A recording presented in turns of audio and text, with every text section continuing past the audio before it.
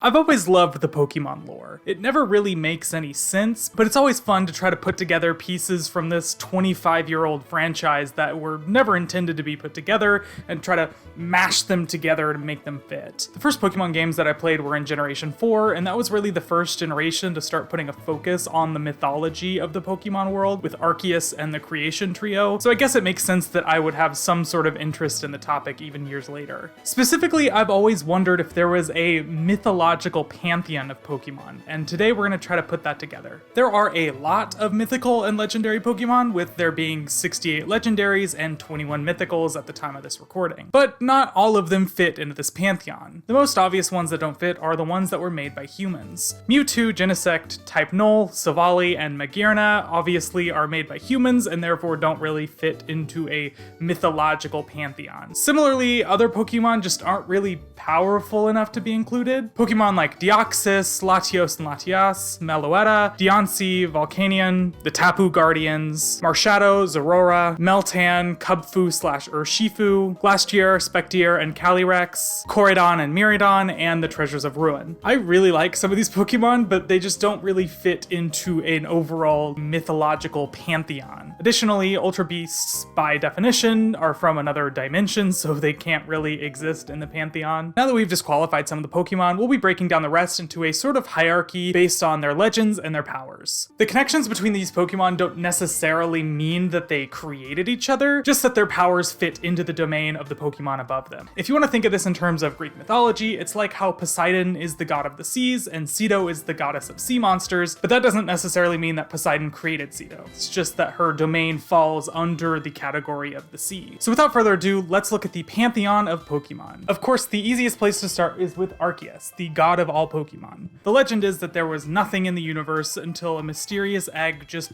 appeared and hatched into Arceus. Arceus shaped the world and created Dialga, the god of time, Palkia, the god of space, and Giratina, the god of antimatter. This trio is one of the only 100% confirmed, factual, 10,000 times % true mythological facts. So a lot of the things from here on out are going to be a little bit of conjecture. Let's first examine the Giratina branch because it's the shortest. While never confirmed, I always assumed that Darkrai had some connection to Giratina, first because they're part of the same generation, but also because Darkrai seems to sort of match Giratina in a lot of ways. As a kid, I always assumed that Darkrai was like a manifestation of antimatter on the human consciousness, which would represent itself as nightmares, I guess. And since Cresselia is sort of the reflection of Darkrai, I always assumed that she was another manifestation of Giratina, just like a light side. Both of these connections are very much conjecture, but I like to think of it like that, so it's going on the board. At this point, we should also talk about the different levels of deities. The red lines indicate that these are major gods. Think of this like the 12 Olympians in Greek mythology. These are the prime deities of this universe, the most important and the most powerful. The blue lines represent the minor gods. These ones are powerful, but they're not as powerful as the major gods. Additionally, later on we'll see green connections as demigods, which are Pokemon that are more powerful than the average Pokemon, but still aren't as powerful as the major or minor gods. So keeping with the Greek mythology as a reference point,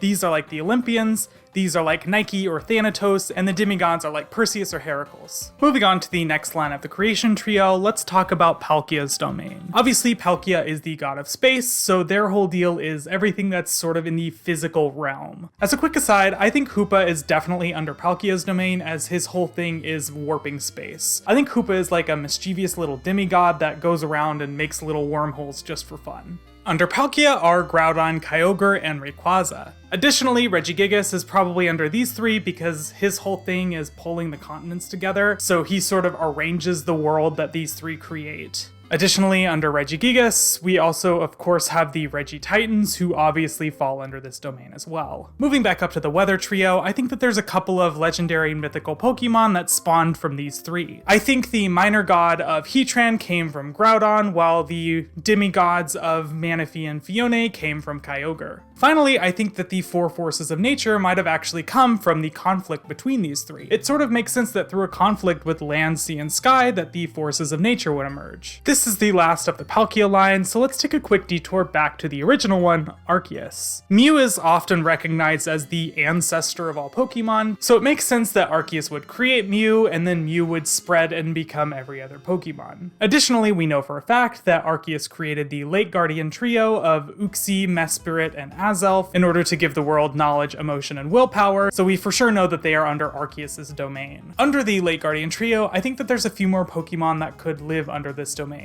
The first is the Four Swords of Justice. They seem to embody the same core ideals that these three represent, so I think it makes sense for them to be under their domain. Similarly, I think Victini and Jirachi actually fit under the same domain, as they represent wishes and victory and sort of the same ideals as these three. Finally, it's time to move on to the last branch of the creation trio, Dialga. As the God of Time, it's pretty easy to put Celebi, a time-traveling Pokemon, under Dialga's domain. I think Celebi sort of mirrors Hoopa's role just for Dialga. They're both capable of manipulating and traveling through their respective domains, but aren't near as powerful as the actual head of the domain. Next up in the domain is Cosmog, Cosmoem, Lunala, and Solgaleo. Solgaleo?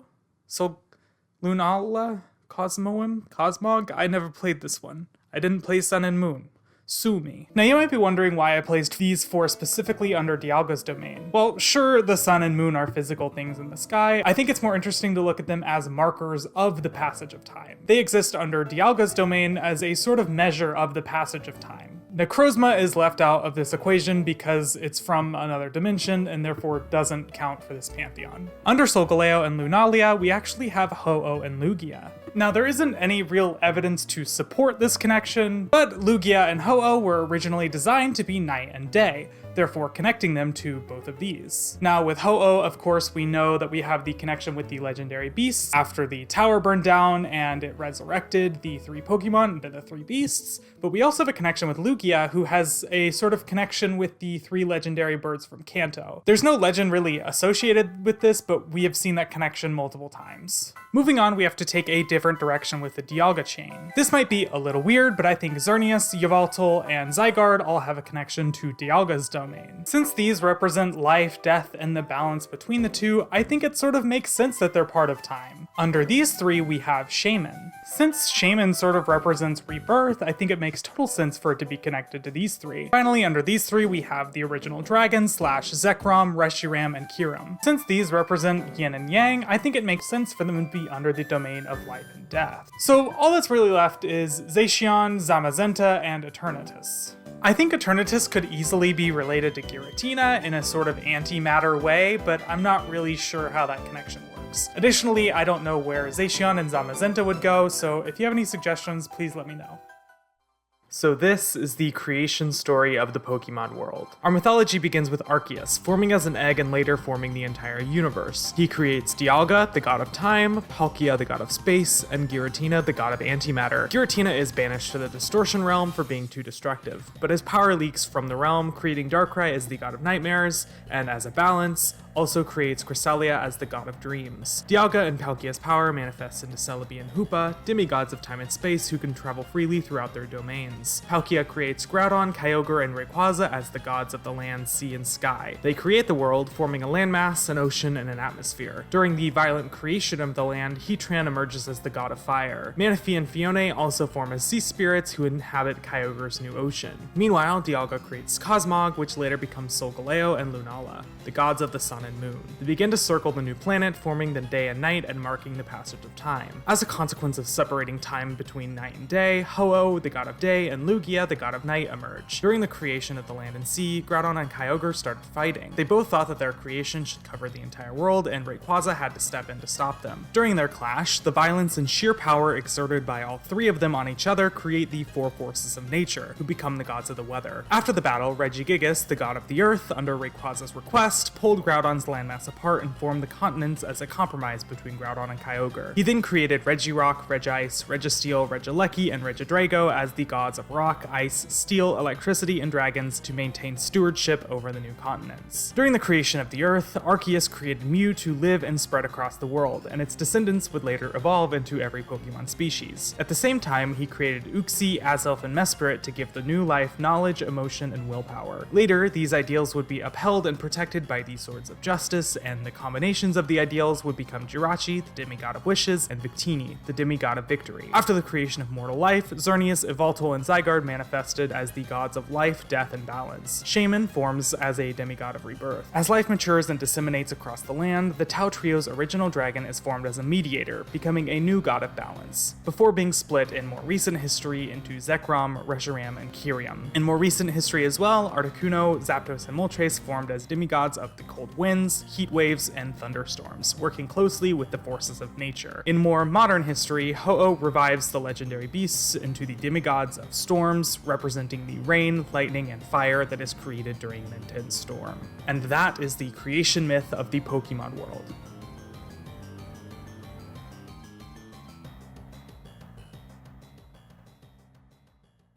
And this is the Pokemon Pantheon as I see it. Please let me know if you have any changes or additions, or if you would move Pokemon to a different domain, and let me know why. I just want to say real quick that the LEGO video that I made in October of last year suddenly had a giant popularity boost for no reason in the middle of July. I really have no idea what happened, but I really appreciate those of you that decided to subscribe and stick around, and I hope you enjoy more content like this. Just as a heads up, my current plan is to have half of the videos being this sort of bullshit, and the other half being more well thought out, well researched video essays. Let me know what you think about that, and I will see you guys in the next one.